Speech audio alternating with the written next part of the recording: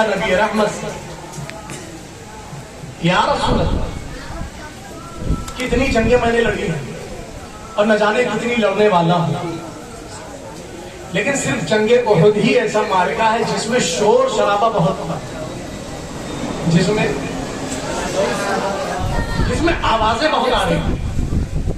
वैसे तो हर जंग में चीख पुकार होती है, भगदड़ मचती है, चिल्लम जाली होती है, आवाजें बुलंद होती है, लेकिन अली फरमाते हैं या रसूल अल्लाह, उहुद के जंग में शोर शराबा बहुत था, आवाजें बहुत बुलंद हो रही थी।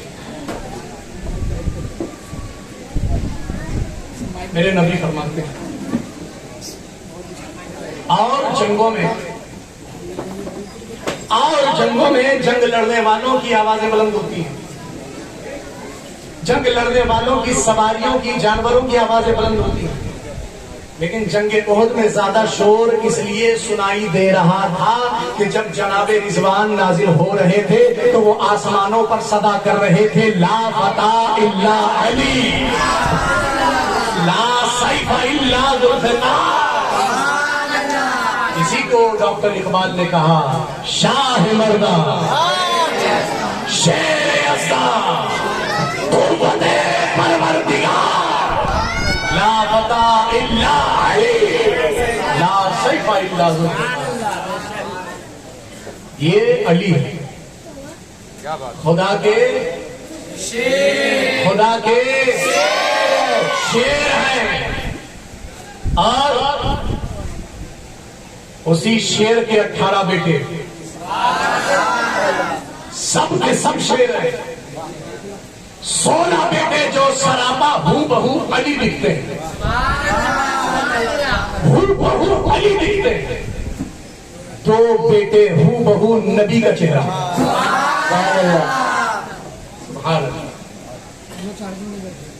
हज़रात,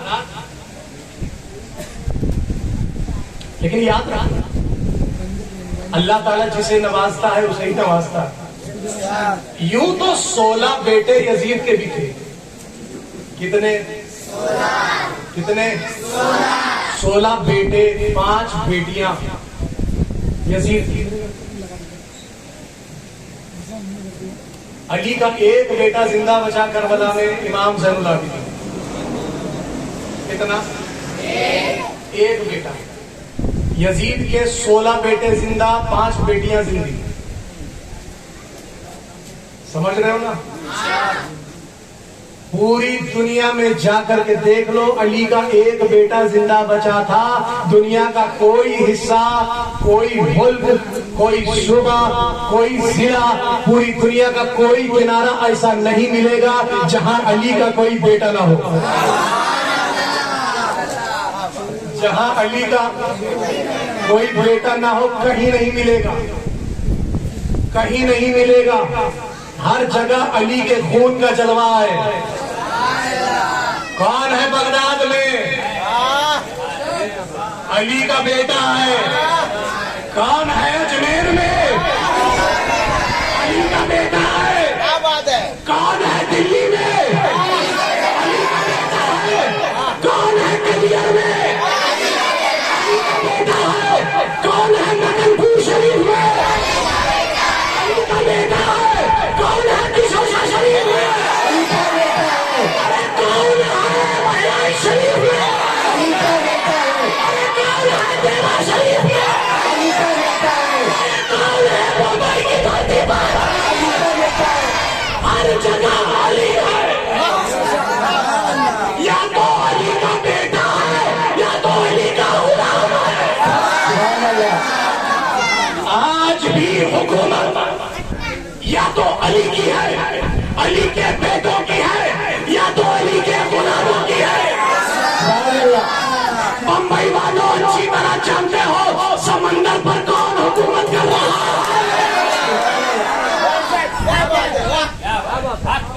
समंदर पर कौन हुकूमत कर रहा है? हाजी हाजी हाजी अली। ये अली के नाम का फैजान है जो ये रुतबे मिले। बंबई का बादशाह कौन? मखदूम फकीर अली। मखदूम जी। लेकिन यजीद के 16 बेटे, 5 बेटियां। संजय नगर वालों, सीने पर हाथ रख के ईमानदारी से बताओ, कहीं उसकी नस्ल दिखती है? कहीं देखा है? कोई कहे कि मैं यजीद की औलाद से हूं? मुलाकात हुई है कभी? बोलो ना। इन नशानिया का हुवल अबतर। अल्लाह ने पहले ही कह दिया था, औलाद का ताना देने वाले, ऐ महबूब, जो लोग आपको औलाद का ताना देते हैं, हम ही उनकी नस्ल खत्म कर देंगे।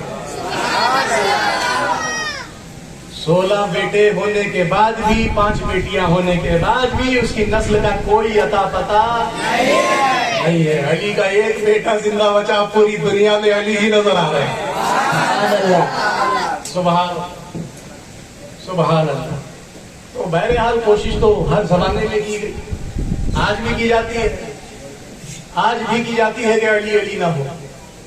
हाँ, तो हजरात, उस जमाने में अली के गुलामों को तलवारों से मारा जाता था, आज फतवे से मारा जाता है। आज तलवार उठा नहीं सकते क्योंकि खुद लटके रहेंगे, आज फतवा ले लेके मारते हैं। ऐसे फतवे हमारी जूतों की नोक पर। तुम्हारा दारुल इफ्ता तुम्हारे जेब में रखो, तुम्हारा दारुल इफ्ता तुम्हारे जेब में रखो। जो चेहरे देखकर फतवा देता है, जो शहर देखकर फतवा देता है, हम उस शरीयत को मानने वाले हैं जो अली ने दुनिया के सामने पेश किया।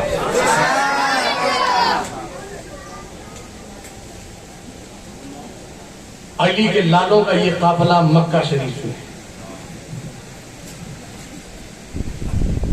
सारे अजीला साहब ने रास्ता रोककर कहा कि इमाम पाक आप डायरेक्ट कूफा न जाएं। उन लोगों ने बड़ी बेवफाई की, आपके वालिद से भी, आपके भाईजान से भी कितना फरेब किया है, कितना मकर किया है, आप न जाएं। मौला हुसैन कहते थे, देखो ना खत में क्या लिखा, ये लोग अल्लाह का वास्ता दे देकर के बुला रहे हैं, कहते हैं कि हम आपकी बैत करने के लिए तैयार हैं, अगर आप नहीं आते। और यजीद ने हमें मुरीद कर लिया जोर जबरदस्ती, और हम गुमराह हो गए या बदअमल हो गए। मैदान कयामत में आए हुसैन, हम आपका दामन थाम के अल्लाह की बारगाह में खड़े हो जाए।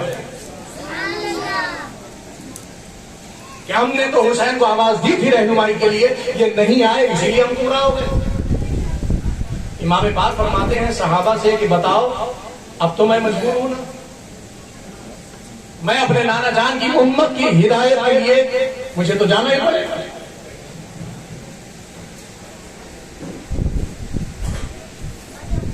हज़रत अब्दुल्लाह बिन जुबैर मोहम्मद इब्न हनफिया ने एक बड़ा प्यारा मशवरा दिया, कहा कि ऐसा है, अगर शरई जवाज आपको चाहिए, आप डायरेक्ट ना जाएं, अपने पहले आप किसी को खलीफा बनाकर, अपना नायब, अपना वारिस, अपना जानशीन बनाकर कूफा भेज दीजिए, जो आपके नाम की बैत अपने हाथ पर ले और कूफा के हाल चाल लिख करके आपको वो आगाह करे, उसके बाद जैसे हालात होंगे वैसा फैसला होगा। मशवरा बहुत अच्छा, माकूल राय थी। इमाम पाक ने पसंद फरमाया, अपने चचाजाद भाई हजरत मुस्लिम इब्ने अकील को तलब फरमाया, उन्हें सारी बात बताई, उन्हें अपना वारिस, अपना नायब और अपना जानशीन बनाकर हुक्म दिया, कूफे जाओ, लोगों की बैत मेरे नाम पर लो, और वहां क्या हालात हैं मुझे खत लिखकर आगाह करो। हालात साजगार होते हैं तो हम आ जाएंगे, अगर हालात अच्छे नहीं हैं तो फिर जाना हमारे लिए जरूरी नहीं होगा। इमाम मुस्लिम अपने दोनों साहबजादे हजरत इब्राहिम, हजरत मोहम्मद, नन्ही नन्ही उम्र है इन बच्चों की, इन बच्चों को लेकर हजरत मुस्लिम बिन अकील रज़ी अल्लाह तआला अन्हु कूफा शहर तशरीफ लाए। अब इतना वक्त नहीं है कि रास्ते में क्या क्या हुआ वो सब सुनाऊं, सिर्फ ये रास्ता बयान करूं तो पूरी रात चली जाएगी। रास्ते में क्या क्या हुआ वो जाने का, अब इतना वक्त नहीं बचा। लेकिन अली इसलिए समझा रहा था ताकि करबला समझ में आए। इमाम मुस्लिम कूफा पहुंचे,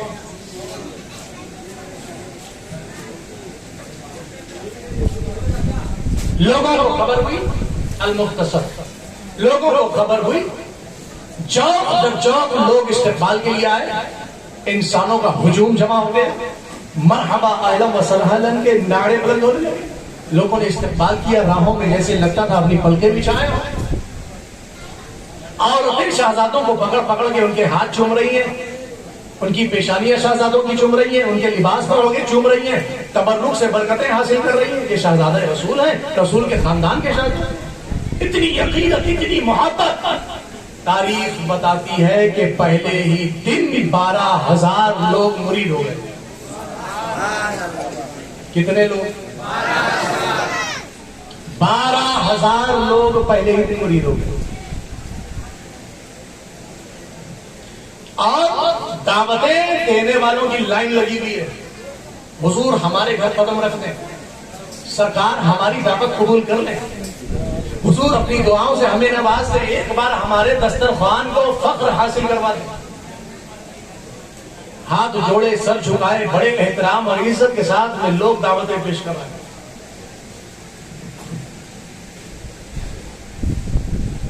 इज्जत अफजाई होती रही, दावतें होती रही, चंद दिन गुजरे, एक हफ्ते में 40,000 लोग मुरीद हो गए। कितने? 40,000। आज किसी पीर साहब को इतना हवा में नहीं उड़ना चाहिए कि मेरे इतने लाख मुरीद है और इतने लाख मुरीद है। तो पता चलता है जब पीर साहब को मुरीदों की जरूरत होती है कि कितने खड़े होंगे। उसका ठिकाना नहीं। 40,000 मुरीद सुन के सुभान अल्लाह तो कह दिया आपने, आगे देखो क्या होता है।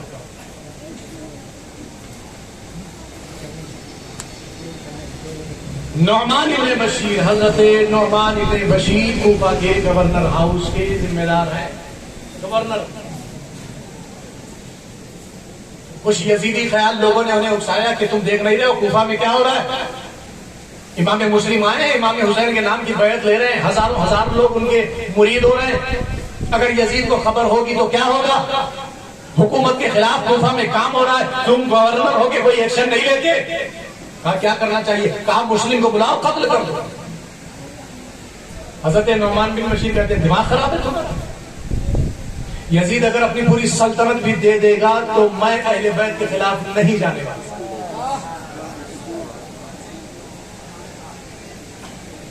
यजीदियों ने खत लिख लिख करके यजीद तक खबर भेजी कि देखो कहीं ऐसा ना हो इमाम मुस्लिम कूफा के बाद फिर बसरा भी फतेह कर लें और यकीन बात दी करे, फिर वो तुम्हारे महल तक पहुंच जाए। यजीद तक ये खबर पहुंची, उसने अपने वजीर को बुलाया। वजीर कौन? नाम है सरजून, मजहब से है यहूदी। मजहब से क्या है? यहूदी। इस्लाम का भला चाहेगा वो? हिस्ट्री उठा के पढ़ लो क्या क्या किया यहूदियों ने और कैसा कैसा सबक सिखाया यहूदियों को मेरे अटी ने। ये यहूदी इस्लाम का भला चाहेंगे? यजीद के दरबार का वजीर आजम यहूदी। अब आप समझ सकते हैं कितना इस्लाम था उसके पास। बुलाकर कहा क्या करना चाहिए, कूफे में हालात ऐसे ऐसे हैं। वो भी पक्का हरामी था, उसे भी पता था क्या करना चाहिए। उसने कहा ढिलाई मत दो। जो बसरा का गवर्नर है ना उबैदुल्लाह इब्ने जियाद, वो बड़ा सख्त मिजाज है, वो बड़ा जालिम है। उसे कूफा भेज दो, वो सारे हालात कंट्रोल में ले लेगा। यजीद ने खत लिखा उबैदुल्लाह इब्ने जियाद को कि बसरा का तू गवर्नर है, मैं तेरे काम से इतना ज्यादा खुश हूं कि मैंने तुझे कूफा का भी गवर्नर बना दिया। लेकिन कूफा के ऐसे ऐसे हालात हैं हुकूमत के खिलाफ, वहां के लोगों ने इमाम मुस्लिम के हाथ पर बैअत की है। इब्ने जियाद तेरा काम यह है कि तू मेरी हुकूमत के हक में वहां काम करे, इमाम मुस्लिम से लोगों को दूर करे।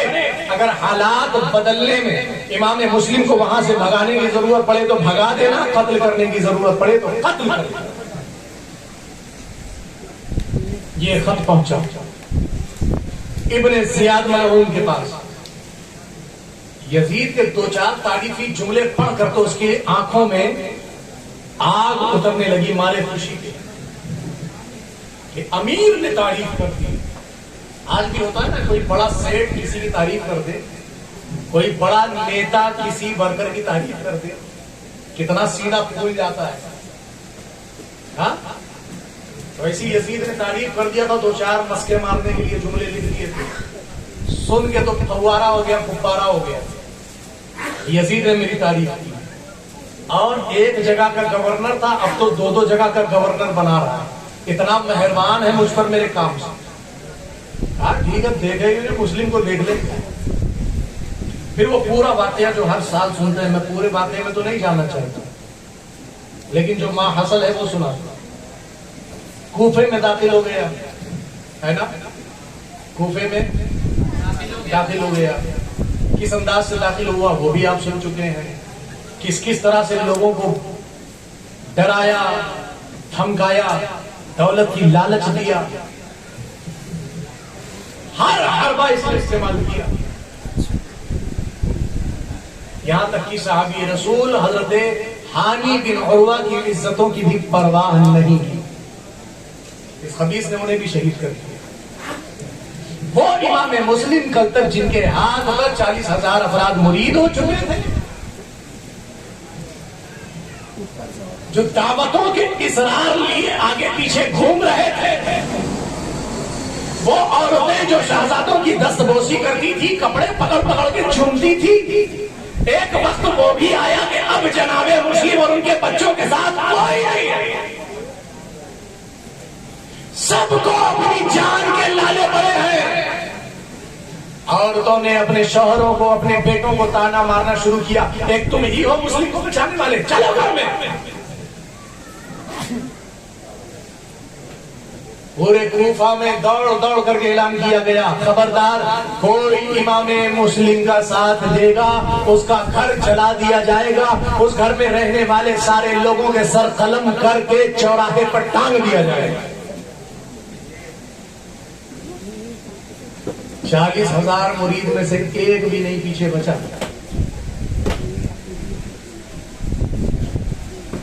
एक मुरीद बनाओ, लेकिन ऐसा बनाओ जो कौम का इमाम बन जाए।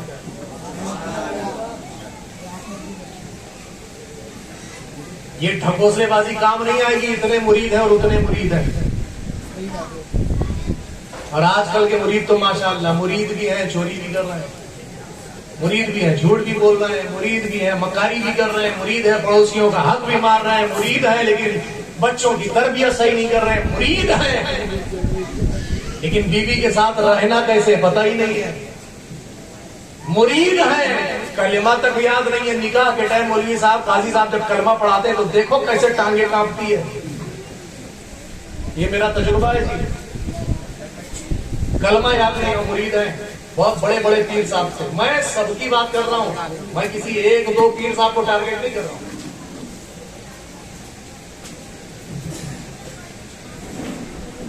पूरे वाकयात के बाद एक वक्त वो आया कि इमाम मुस्लिम के पीछे कोई नहीं, लेकिन जब हालात अच्छे थे, जब हालात अच्छे थे, दावतें हो रही थी, दस्तबोसी हो रही थी, आपकी इमामत में 40-40 हजार लोग नमाज पढ़ रहे थे, उस वक्त इन्होंने खत लिख दिया मौला हुसैन को कि मेरे आका कूफा के हालात वाकई बहुत अच्छे हैं, यहाँ के लोग तो बड़ी इज्जत और एहतराम के साथ पेश आ रहे हैं, शहजादों का भी बड़ा व्यवहार मलहूज रखते हैं, सरकार आप तशरीफ ले आए, ये वाकई आपके नाम पर बैत करने के लिए तैयार है और आप ही के नाम पर 40,000 लोग मुरीद होंगे। ये खत पहुंच चुका मौला हुसैन से। मौला हुसैन पाक ने खत पाकर ही मक्के से रवानगी शुरू फरमा दी। जब सारी दुनिया के लोग काबे आ रहे थे हज करने के लिए, मेरे मौला काबे की इज्जत बचाने के लिए मक्के से करबला का सफर शुरू कर रहे।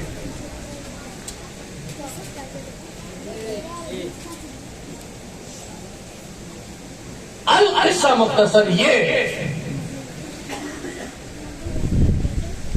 कि पूरे माहौल को अपने हक में साजगार बनाने के बाद इब्ने जियाद ने हजरत इमाम मुस्लिम बिन अकील को कैद करवाकर अपने गवर्नर हाउस की छत से धक्का देकर इन्हें शहीद करवाया।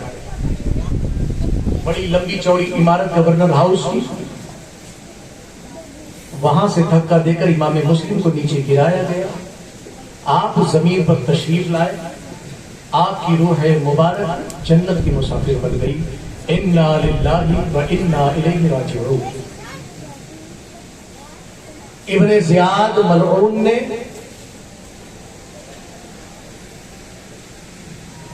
एक सिपाही को हुक्म दिया कि जाओ और मुस्लिम की गर्दन उतार के लाओ।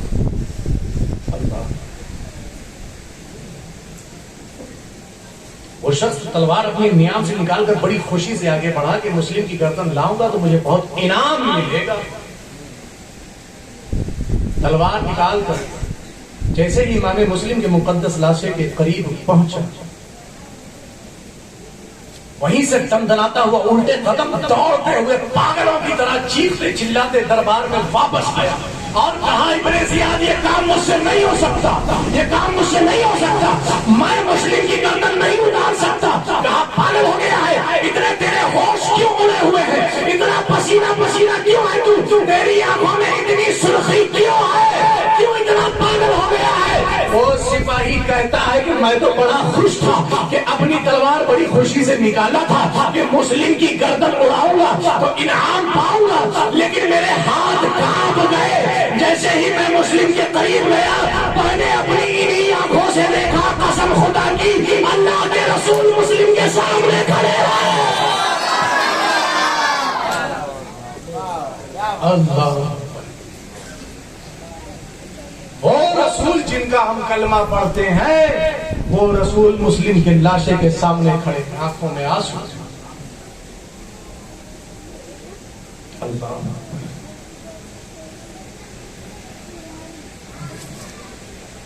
हज़रत इमाम मुस्लिम ने वसीयत फरमाई थी शहादत से अम्र इब्ने साद को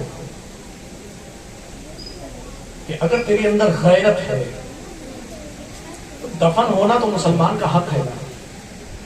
भाई तेरा दुश्मन ही सही, लेकिन मुसलमान, और सिर्फ मुसलमान नहीं, नबी का रिश्तेदार हूं। मेरी ये वसीयत है कि मेरी लाश इब्ने ज़ियाद से लेकर इज्जत के साथ दफन कर देना।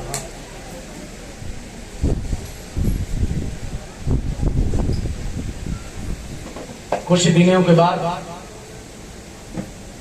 आपके शहजादों की तलाश हुई। इब्ने ज़ियाद को खबर हुई कि अकेले नहीं आए थे, 2-2 बच्चों को लेकर के आए थे और उन बच्चों ने बड़ा धमाल मचाया है, बड़ी दावतें उड़ाई है, औरतों ने बड़ी जानिसारी की है, बड़ी मोहब्बतों का इजहार किया है, बड़ी ममता निछावर की है। कहीं ऐसा ना हो कि बच्चे अगर कूफा में रहे तो लोगों के दिलों में खानदान नबूवत की मोहब्बत फिर से पैदा होने लगे, फिर तख्ता कहीं पलट न जाए। अब बच्चों का ऐलान हुआ कि जो इन बच्चों को गिरफ्तार करके लाएगा फला फला और इतने इतने इनामात दिए जाए। फिर ये भी एक लंबा वाकया कि इन बच्चों को भी गिरफ्तार किया गया, नहरे फुरात के करीब लाकर हारिस नामी मलऊन मरदूद शख्स इन बच्चों को शहीद किया। इन बच्चों का धड़ नहरे फुरात में डाल दिया और इनका सर छुपा करके कपड़े में लपेट करके इब्ने ज़ियाद के दरबार की तरफ चला, छुपा करके चला, क्योंकि इनाम मिलने वाला था। कोई और देखता तो कहीं छीन न ले इनाम की लालच में। ईमानदारी से बताओ, पानी में मुर्दा देखा है आपने? पानी में मुर्दा देखा है? अगर सामने से न देखा हो तो वीडियो में तो देखा होगा। मुर्दे का जिस्म पानी के ऊपर तैरता है या पानी के अंदर चला जाता है? हाँ, ऊपर तैरता है ना। ये जिंदगी की सच्चाई है कि डूबने के लिए जिंदगी चाहिए। जब जिंदगी खत्म तो पानी लाश को ऊपर ही तैराती रहती है। अगर आप जिंदा हैं और आपको तैरने नहीं आता और आप पानी में हैं तो कहां जाएंगे? आप ऊपर रुक ही नहीं सकते। अगर तैरना ना आता हो आप पानी पर रुक ही नहीं सकते, पानी नीचे ही लेकर के जाएगा, लेकिन मर जाओगे तो पानी पानी ऊपर लेकर आएगा। लेकिन तारीख बताती है हजरत इमाम मुस्लिम के दोनों शहजादों का मुबारक धड़ जब नहरे फुरात में डाला गया तो दोनों धड़ पानी की गहराई में उतर गए। अब बताओ ये बच्चे जिंदा है या मुर्दा? बोलो ना, जिंदा। दोनों का मुकद्दस सर हारिस मरदूद छुपाकर इब्ने जियाद के दरबार में लेकर गया। इब्ने जियाद ने कहा, हारिस ये क्या है? कहा, वो इनाम का जो ऐलान किया था ना आपने, मुस्लिम के दोनों बच्चों को जो लाएगा उसको इनाम मिलेगा। मैं देखिए दोनों का सर लेके आया हूं। इब्ने जियाद की आंखों में जैसे खून उतर गया। गुस्से से कहा, अरे ओ बदबख्त, बच्चे मेरी कैद में थे, उसी वक्त मैंने यजीद को खत लिख दिया था कि बच्चे मेरे पास हैं। अब अगर यजीद ने इन बच्चों को जिंदा मंगवा लिया तो मैं क्या जवाब दूंगा? तूने मारा क्यों? अब किससे पूछ के कत्ल किया? अब हारिस की हालत खराब है।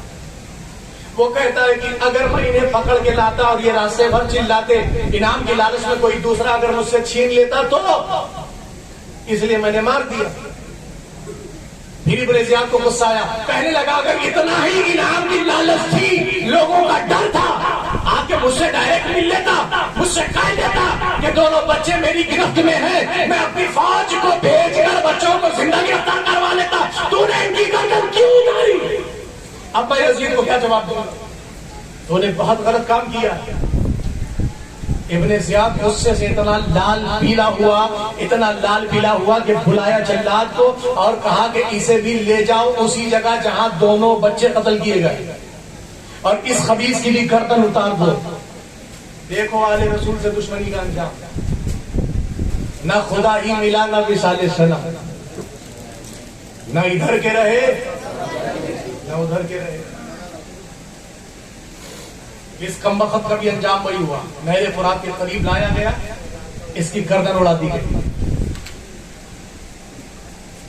नहरे फुरात में इसका लाशा फेंका तो नहरे फुरात ने इसकी लाश को फेंक दिया बाहर। ये मुझे ये कबूल नहीं है, ये बदबख्त, ये मरदूद, ये हमें कबूल नहीं है। नहरे फुरात ने भी जोश में इसका लाश फेंक दिया बाहर। कब्र खोद के दफनाया गया तो कब्र ने भी उठाकर फेंक दिया ऊपर। आखिर में लकड़ियां जमा करके इस खबीस का स्वाहा। समझ रहे हो?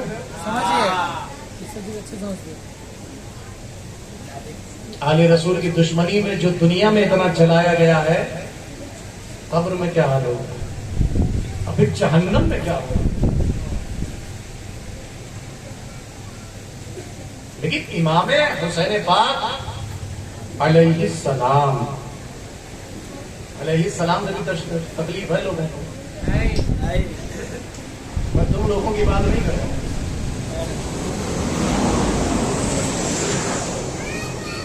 अरे जब गौसे आजम पे लाखों सलाम पढ़ते हो, गरीब नवाज पे लाखों सलाम, हमारे पीर साहब पे लाखों सलाम, हमारे उस्ताद पे लाखों सलाम, हमारे माँ बाप पे लाखों सलाम, इमाम हुसैन पर एक भी सलाम मंजूर नहीं। सब पे लाखों सलाम और इमाम हुसैन को एक सलाम कर दो तो प्रॉब्लम है।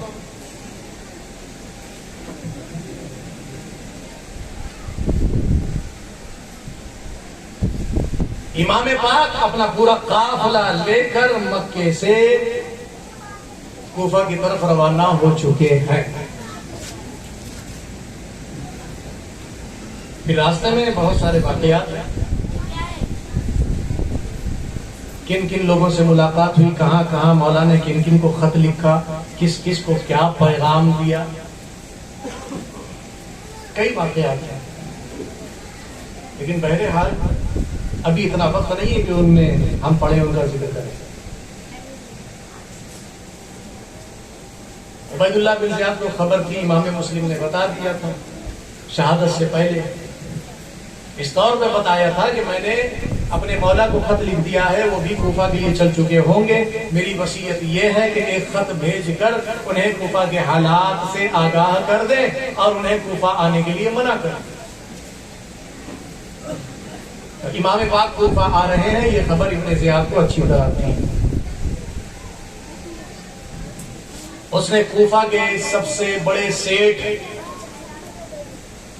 सबसे बड़े अमीर और रईस जनाबे हुर को बुलाया। कौन है हुर? ये इतने बड़े सेठ हैं कूफा के, इतने बड़े अमीर हैं कि कूफा का चौथाई हिस्सा जमीन तनहा इनका अकेला था। ये अकेले मालिक थे कूफा के चौथाई हिस्से के। कूफा के अगर 4 टुकड़े करें तो चौथाई हिस्सा के तनहा मालिक ये थे जनाबे हुर। और ये जो 1000 फौज लेकर गए थे इमाम पाक को रोकने के लिए, मुहासरा करने के लिए, ये फौज हुकूमत की नहीं थी, इनकी प्राइवेट सिक्योरिटी थी। इतने बड़े आदमी थे ये इनके अपने बॉडीगार्ड थे। लेकिन चूंकि हुकूमत का दबदबा था, इन्हें इमाम पाक का रास्ता रोकने के लिए आना पड़ा। ये आ तो रहे थे इमाम का रास्ता रोकने के लिए, लेकिन कुदरत को कुछ और ही मंजूर था। इमाम पाक से मुलाकात हुई।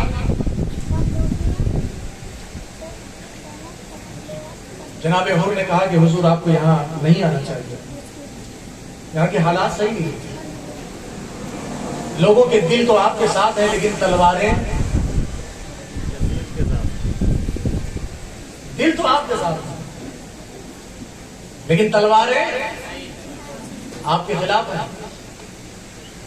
हुजूर आपको यहां नहीं आना चाहिए था। इमाम पाक ने झोला निकाल कर एक खत निकाल कर दिखाया, देखो हुर, मैं खुद तो नहीं आया, देखो कैसे कैसे अल्लाह का वास्ता दे देकर, रसूलुल्लाह का वास्ता दे देकर इन लोगों ने मुझे यहाँ बुलाया है। अगर मैं नहीं आता तो यही लोग मुझे धमकियां दे रहे थे कि मैदान क़यामत में अल्लाह की अदालत में मेरा दामन थाम कर ये खड़े हो जाएंगे। अब बताओ मैं ना आता तो क्या करूं? लेकिन जनाबे हुर के दिल में रहम था। वो कहने लगे, हुजूर मुझे अच्छा तो नहीं लग रहा आपका रास्ता रोकते हुए, लेकिन हुकूमत के फरमान से मजबूर हूं। आप एक काम करें, खवातीने हरम का बहाना बनाकर आप कुछ दूर खेमा नसब करें, कुछ दूर कयाम करें। मैं अपनी फौज को थोड़ा सा हटा दूंगा कि इमाम पाक के साथ खवातीन है, लेडीज हैं, तो अपना खेमा थोड़ा थोड़ा दूर बनाओ। और जब रात हो जाए, सारे लोग सो जाएं, तो आप यहां से कहीं और चले जाएं। ये एक मौका दे रहा हूं। अगर इब्ने ज़ियाद मुझसे पूछेगा कि क्या हुआ, मैं कह दूंगा रात का हिस्सा था, हम लोग सो रहे थे, पता नहीं वो कहां चले गए, मैं बहाना कर दूंगा। लेकिन क्या हुआ? सरकार इमाम पाक के पास उस वक्त पानी बहुत था, पानी बहुत था। जब नमाज का वक्त हुआ, अजान होने लगी, मेरे इमाम ने फरमाया कि हो क्या इरादा है, अपनी जमात अलग करोगे या मेरे पीछे पढ़ोगे? कहा हुजूर शर्मिंदा ना करें, मैं आपके पीछे नमाज पढ़ूंगा। जनाबे हुर के फौजियों ने कहा कि हमारा वजू नहीं है, हमारा वजू नहीं है। इमाम पाक ने फरमाया पानी हम देते हैं। बोलो पानी हम देते हैं, जबकि मेरे इमाम जानते हैं आगे क्या होने वाला है। मेरे इमाम अच्छी तरह जानते हैं, मेरे नबी ने सब कुछ बता दिया, पूरा नक्शा करबला का समझाया क्या होने वाला है। मेरे इमाम अच्छी तरह जानते हैं, लेकिन अपना ही रास्ता रोकने वाले को मेरे इमाम पानी दे रहे हैं। क्यों क्यों दे रहे हैं? क्यों दे रहे हैं? इमाम बता रहे हैं कि हमारे खून से भी यही सदा बुलंद होगी कि अल्लाह की इबादत किसी भी हाल में मुआफ। कितने हल्के में लेते हो नमाज को। और इमाम ने कितनी बड़ी कुर्बानी दी है। वो जानते हैं कि अभी मेरे बच्चों का क्या होगा, मेरा क्या होगा, भाइयों का क्या होगा, भतीजों का क्या होगा, भांजों का क्या होगा। आप लोग भी तो सफर करते हो ना, पानी बचाते हो कि नहीं? ईमानदारी से बताओ। बचाते हो कि नहीं? कोई अगर मांग ले, आप ऐसी जगह पे हो कि दोबारा पानी नसीब ना होने वाला हो, कोई मांग ले तब दोगे? इमाम पाक ने अपना पूरा पानी पेश कर दिया कि अल्लाह की इबादत खजाना, ये है इस्लाम। बहरहाल नमाज हुई, रात हुई तो इमाम पाक अपने जानिसारों को लेकर,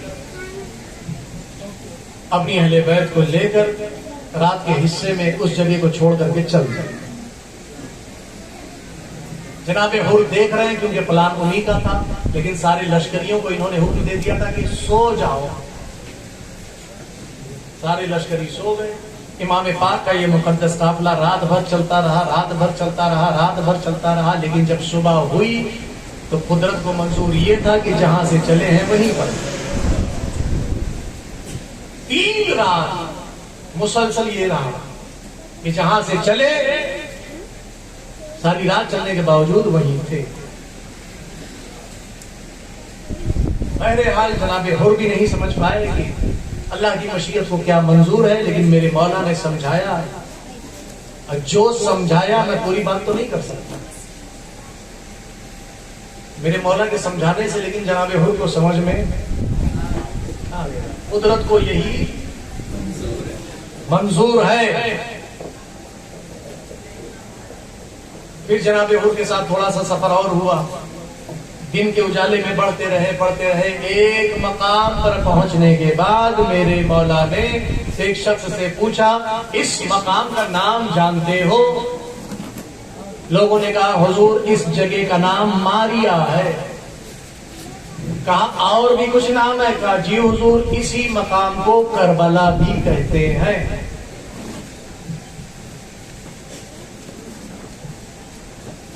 मौला हुसैन पाक ने एक सर्द आह खींच करके फरमाया, हम अपनी मंजिल पर पहुंच चुके हैं। अपनी मंजिल पर हम पहुंच चुके हैं। पहला काम क्या किया?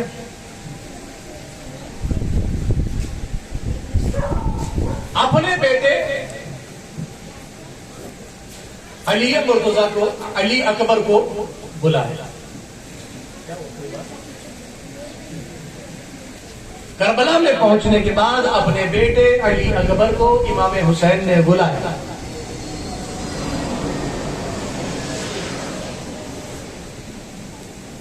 और कहा बेटा तुम्हारा पहला काम यह है कि पता करो करबला की ये जमीन का मालिक कौन है। अब्बा हुजूर करबला के मालिक से क्या करना है? कहा बेटा ये जमीन हम खरीदेंगे, ये जमीन हम खरीदेंगे। कहा अब्बा हुजूर यहाँ रहने का इरादा है क्या? मौला फरमाते हैं हाँ बेटा हम कयामत तक यहीं रहेंगे। हम कयामत तक हम किसी और की जमीन पर नहीं लेटेंगे। अरे हक मारना तो अहले बैत की जिंदगी में था ही नहीं। ये तो आज के लोग हैं किसी की भी जमीन पर सो जाते हैं, है ना जी। कहा बेटा हम ये जमीन खरीदेंगे, पता करो इसका मालिक कौन है, उसे लेकर आओ। इमाम अली अकबर अतराफ में गए, पता करते करते एक शख्स का पता लगा कि करबला की सरजमीन का ये मालिक है। उसे पकड़ के इमाम हुसैन पाक के पास लेकर आए। इमाम पाक ने फरमाया कि सुनो, मुझे तुम्हारी ये जमीन का इतना हिस्सा खरीदना है, क्या तुम बेचोगे? माल किसको नहीं चाहिए? अब सौदे में क्या क्या बात हुई वो भी सुनोगे तो ईमान ताजा हो जाएगा, लेकिन इतना वक्त नहीं है। ऐसा मुख्तसर ये कि इमाम पाक ने करबला की जमीन खरीद ली। इतना माल घर से लेकर चले थे कि जिस जमीन में मैं और मेरे असहाब आराम करेंगे उस जमीन का मालिक मैं खुद रहूं। इतना माल लेकर के चले थे पूरी तैयारी के साथ। करबला का जमीन का सौदा हो गया।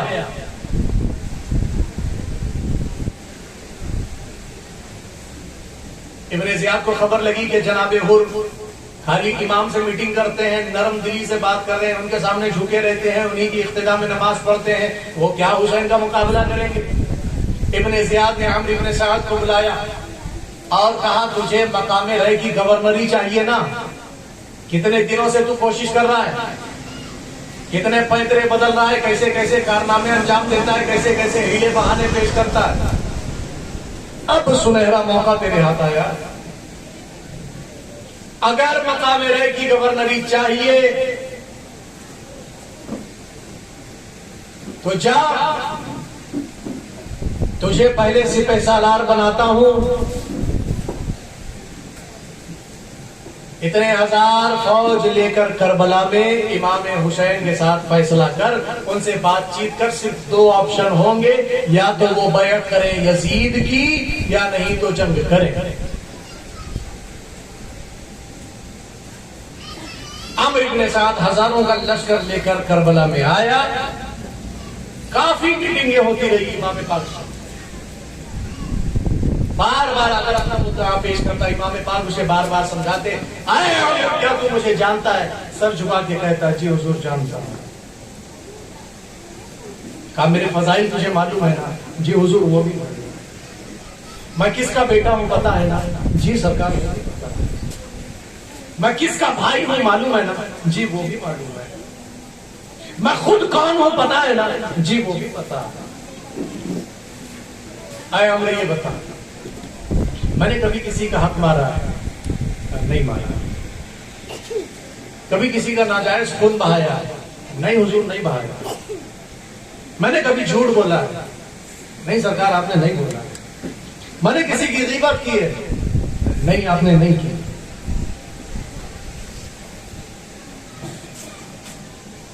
मैंने तुम लोगों को सताया है? नहीं सरकार आपने नहीं सताया। फिर क्या बात? फिर क्यों तुम्हारी तलवारें हमारे खिलाफ हैं? हमने तुम्हारा बिगाड़ा क्या? कहा कि क्या करूं, हुकूमत का प्रेशर है, मैं बहुत मजबूर हूं। इमाम पाक फरमाते हैं,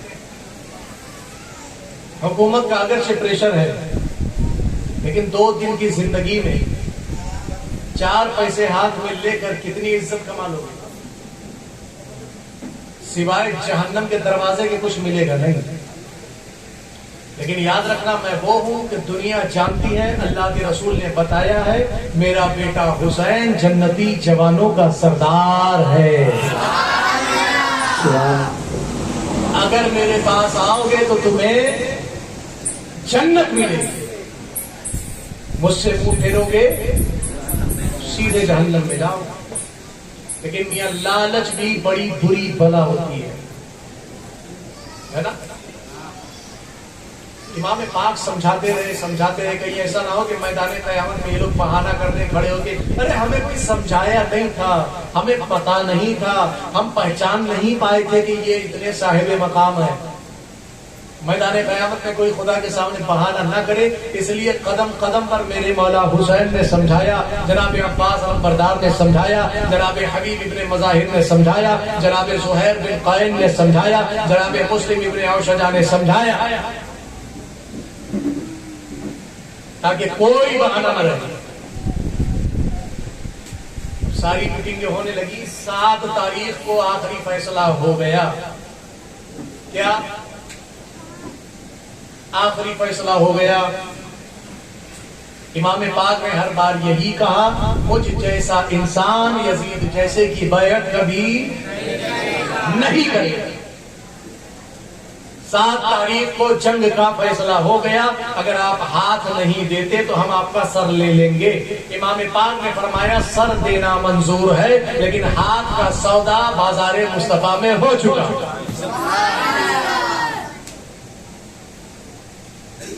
जंग का फैसला 7 तारीख को हो गया। अपने खेमे में आने के बाद फिर एक ख्याल आया अम्र इब्ने सअद को, शिम्र ज़िल जौशन मरदूद को। वो कहने लगे कि थोड़ा सा और ट्राई कर लेते हैं, हुसैन अभी अकड़ रहे हैं, अभी पता नहीं किस खुमार में है। एक काम करो, इनके खेमे पर पानी की पाबंदी लगा दो, क्योंकि सारा पानी तो इनका खर्च हो चुका है, अब इनके खेमे में पानी नहीं है। जब प्यास से ये तड़पेंगे, इनके नाम लेवा तड़पेंगे, इनके गुलाम, इनके असहाब तड़पेंगे, इनके भतीजे भांजे भाई तड़पेंगे, इनके बेटे बच्चे तड़पेंगे, जब इनकी बेटियां, इनकी बीवियां, इनकी बहनें तड़पेंगी, तब शायद हुसैन के मिजाज में कुछ नरमी आ जाए। ये इनका अपना ख्याल था, अपना ख्याल, अपनी सोच थी कि शायद ऐसा कुछ हो जाएगा। अल्लाह, नहरे फुरात पर पहरे लगा दिए गए और जब जंग का फैसला हुआ तो यके बाद दीगरे एक एक दस्ता यजीदी लश्कर का पहुंचता रहा। 7 मुहर्रम के बाद 10वीं तक 22,000 लश्कर जर्रार यजीदियों का करबला में मौजूद है। कितनों के मुकाबले में? बोलो ना। 72 के मुकाबले कितने लोग आए हैं?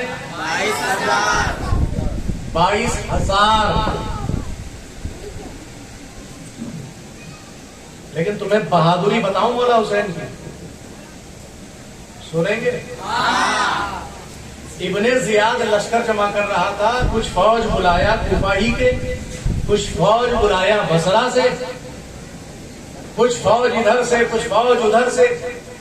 फौजी जमा करते करते कई सूबों से, कई रियासतों से, कई मुल्कों से उसने बहादुर लोगों को चुन करके जमा किया, बहादुर लोगों को चुन करके जमा किया। इसलिए कि उसे भी अच्छी तरह खबर थी कि पाला किससे पड़ा, वो जानता था पाला किससे पड़ा, इसलिए हर फौजी को भेजना मुमकिन नहीं था, वरना 22,000 क्या 40,000 तो कुफाई में थे। लेकिन चुन चुन करके कई मुल्कों से नामजद अच्छे सूरमाओं को, बहादुरों को, 22,000 लोगों को जमा किया मैदान करबला में। कितनों के मुकाबले में? 72,000। 72, सिर्फ 72। लेकिन मेरे मौला की बहादुरी देखो, मेरे मौला की बहादुरी देखो। करबला ही के मैदान में अपने खेमे में सारे असहाब को मेरे मौला ने बुलाया, सारे असहाब को बुलाया। रात का वक्त है, चिराग जल रहा है। मेरे मौला ने कहा कि सुनो, मैं तुम में सबसे राजी हूं, तुमसे किसी से मैं नाराज नहीं हूं। ये बात अच्छी तरह से याद रखना कि ये सारे यजीदी लश्कर जिनके हथियार खून के प्यासे हैं, वो सिर्फ मेरे दुश्मन हैं। मैं अगर बैत कर लूं तो इस बात पर ये राजी हो जाएंगे, मैं अगर बैत नहीं करूंगा तो ये मेरे खून के प्यासे हैं।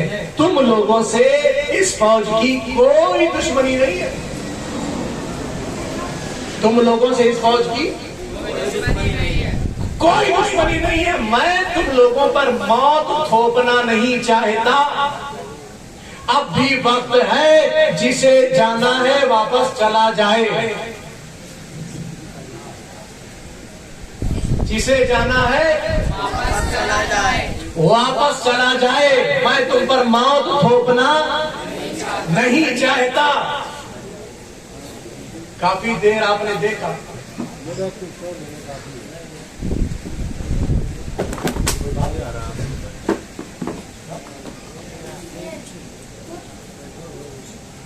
दुरूद पाक पढ़े। अल्लाहुम्मा सल्ली अला सय्यिदिना मौलाना मुहम्मद व अला आलि सय्यिदिना मौलाना मुहम्मद व सल्लिम सलातु व सलाम अलैका या रसूलल्लाह या हबीबल्लाह सल्लल्लाहु तआला अलैहि वसल्लम। काफी देर आपने देखा कि कोई इस खेमे से उठकर बाहर जाता नहीं। तो मेरे इमाम फरमाते हैं, मैं वाकई बता रहा हूं, तुम में से किसी से नाराज नहीं हूं। अगर कोई अपनी जिंदगी बचाना चाहे तो अभी उठ करके चला जाए, अपनी जिंदगी को खतरे में न डाले। तुम कहीं भी जाओगे, ये फौज तुमसे सवाल नहीं करेगी, ये तुम्हारी दुश्मन नहीं है, ये तुम्हारा रास्ता नहीं रोकेंगे, इसलिए तुम चले जाओ, इसलिए तुम चले जाओ, इसलिए तुम चले जाओ। और अगर चिराग के उजाले में तुम्हें उठने में शर्म महसूस होती है तो लो, हुसैन चिराग बुझा देता। मौला हुसैन ने चिराग बुझा दिया। पूरे खेमे में अंधेरा, पूरे खेमे में अंधेरा। काफी देर के बाद मेरे मौला ने फिर चिराग जलवाया। फिर सबके चेहरे पर नजर डाली तो क्या देखा कि जितने पहले बैठे थे अब भी वो सारे के सारे बैठे।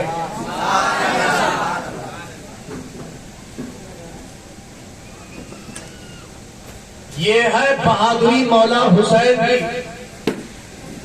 कि यजीदियों ने तो कई मुल्कों से सुरमाओं को जमा करके नामवर बहादुरों को जमा करके कई रियासतों से, कई सूबों से, कई मुल्कों से बहादुरों को जमा करके करबला पहुंचाया था 22,000 की तादाद में। और मेरे हुसैन पाक की बहादुरी ये है कि सिर्फ 72 लोग हैं साथ देने के लिए, फिर भी कह रहे हैं कि जिसे जाना है चला जाए, हुसैन काफी है। सुभान अल्लाह। ये है मौला हुसैन पाक की बहादुरी। हजरात सारे मौजूद हैं। मेरे इमाम फरमाते हैं क्या बात है, तुम चाहते क्यों नहीं? क्या तुम्हें अपनी जिंदगी प्यारी नहीं है? लोग कहते हैं मेरे आका यकीनन हमारी जिंदगी हमें बहुत प्यारी है, लेकिन वही जिंदगी प्यारी है जो मौला की गुलामी में बसर हो जाए, जो हुजूर आपके कदमों में निछावर हो जाए। मेरे आका वो जिंदगी जिसमें आप ना हो, हमें ऐसी जिंदगी नहीं चाहिए। हमारी हजारों जिंदगियां ऐसी मौत पर कुर्बान है जो आपके कदमों में आने वाली है। सच्चे जानिसार थे, सच्चे जानिसार थे मेरे अजीज।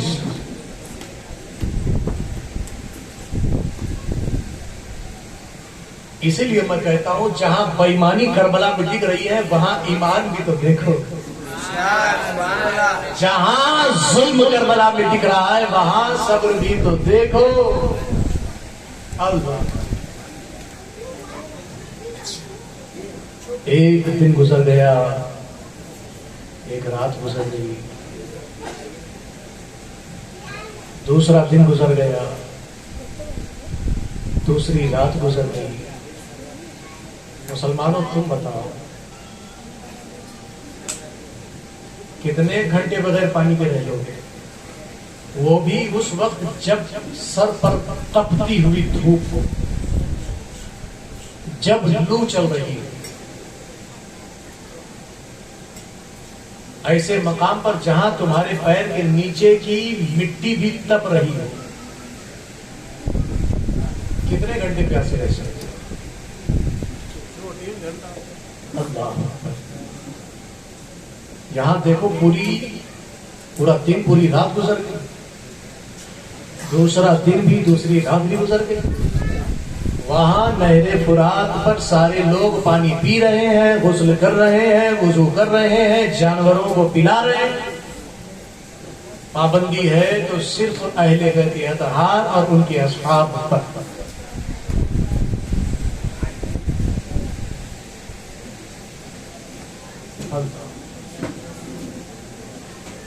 जबकि इख्तियार क्या है? इख्तियार क्या है?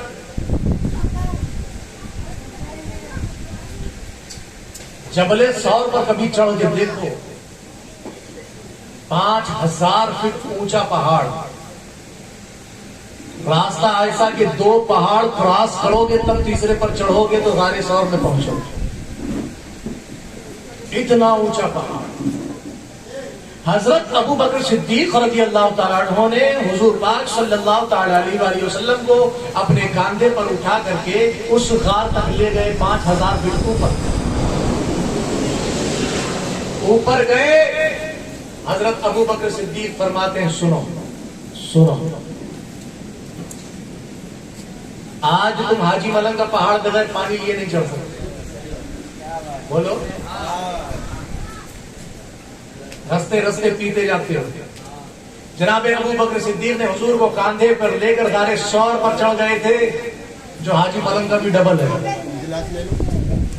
ऊपर पहुंचने के बाद अर्ज कर रहे हैं, या रसूल अल्लाह प्यास लगी है, या रसूल अल्लाह प्यास लगी है। सिद्दीक जानते थे कि मैं पहाड़ पर खड़ा हूं जहां हर तरफ पत्थर ही पत्थर है, यहां पानी का एक कतरा भी नहीं है, लेकिन नबी मुश्किल कुशा है, नबी हाजत रवा है। या रसूल अल्लाह प्यास लगी है। मेरे नबी मुस्कुराकर फरमाते हैं, प्यास लगी है? अरे अबू बकर, गार के अंदर चले जाओ, पानी मौजूद है, पानी मौजूद है। अल्लाह अकबर। सुनो, जबकि नबी भी खुद पहली बार आए हैं गार, अभी गार में पहुंचे भी नहीं है, गार के बाहर खड़े। नबी खुद पहली बार आए हैं, गार के बाहर खड़े हैं और क्या फरमा रहे हैं? गार में पानी मौजूद है। सिद्दीक, जितनी जरूरत हो इस्तेमाल कर लो। जैसे ही मेरे नबी ने कहा पहाड़ के गार में पानी मौजूद है, यहाँ मेरे नबी की ज़बाने अक़दस से निकला, वहां हुक्म रब्बी हुआ, ऐ जिब्रील, कौसर और सलसबील के एक लहर तुम गारे सौर में पहुंचा दो। जन्नती हाउस, जन्नती हाउस, कौसर की एक लहर गारे सौर में पहुंचा दो। अल्लाह। सिद्दीक गार में गए,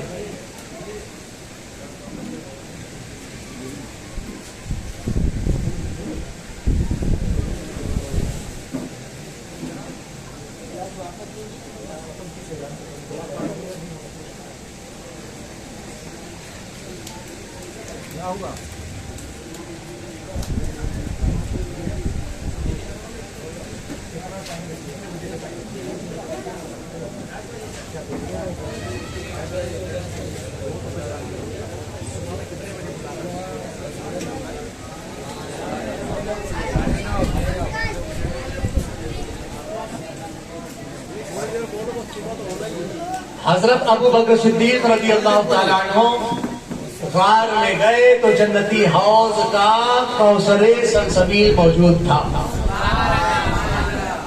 वो नबी जो अपने सिद्दीक को जन्नती पानी दुनिया में पिला दे, वो अपने बेटे के लिए क्या नहीं कर सकते।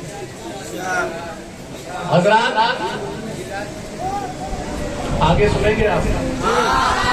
बोलो, आगे सुनेंगे ना? सुबह कितने बजे आएंगे? 8 बजे। कमेटी की तरफ से ऐलान ये है कि आप हजरात 9:30 बजे तशरीफ लाने की जहमत करें, क्योंकि वाकया अभी इतना बचा है, इतना बचा है, अभी असले दास्तान इतनी बाकी है।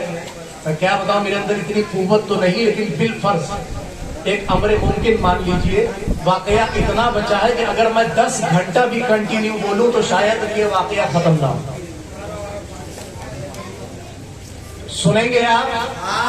जितनी अल्लाह तौफीक देगा और आपके नसीब में जितना होगा, मैं पेश करने की सआदत हासिल करूंगा और इंशाअल्लाह आप सुनने की सआदत हासिल करेंगे। तो 9:30 बजे सारे लोगों को आने की कोशिश करनी चाहिए, ठीक है? अभी दीगर मसरूफियात है, नजर नियाज का एहतमाम है और तकरीबन 2 बजने वाला है। काम सभी लोगों को है, तकरीबन सभी लोग अपने अपने एहतमाम और इंतजाम में लगेंगे। बस मेरी आखिरी बात याद रखो कि ये शब आशूर है, इसे खेल तमाशों में, हुल्लड़बाजी में, मस्ती मजाक में इस रात को ज़ाया न करें, बल्कि इस रात में अहले बैत अतहार का जिक्र करें, तौबा करें, अल्लाह की बारगाह में अपने गुनाहों से अपनी दुनिया और आखिरत की भलाई के लिए दुआ करें। इन महबूबाने बारगाह के वसीले से, करबला वाले आकाओं के सदक़े से इंशाअल्लाह ताला ये वसीला इतना बड़ा है, अल्लाह ताला आपकी सारी दुआओं को कबूल फरमाए।